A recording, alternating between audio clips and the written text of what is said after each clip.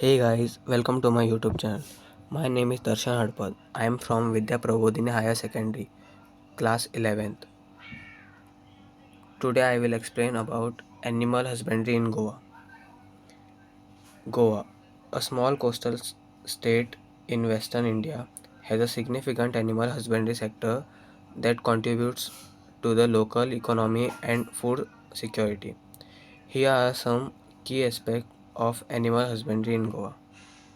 Animal husbandry helps in the proper management of animals by providing proper food, shelter, and protection against diseases to domestic animals.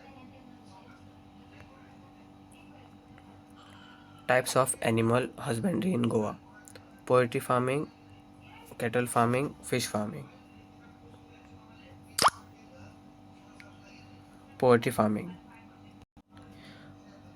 Poultry farming is a growing sector in Goa, with many farmers rearing chickens, ducks, turkeys, and geese to produce meat or eggs for food.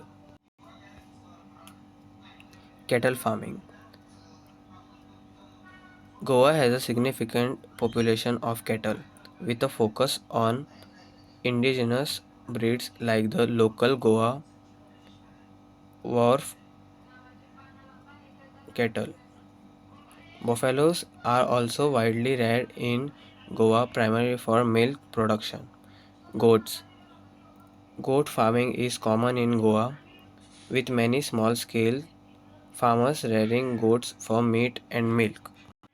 Animals which provide milk are called milch dairy animals, for example, goats, buffalo, cows. Sheep Sheep farming is also practiced in Goa, although on a smaller scale compared to other livestock.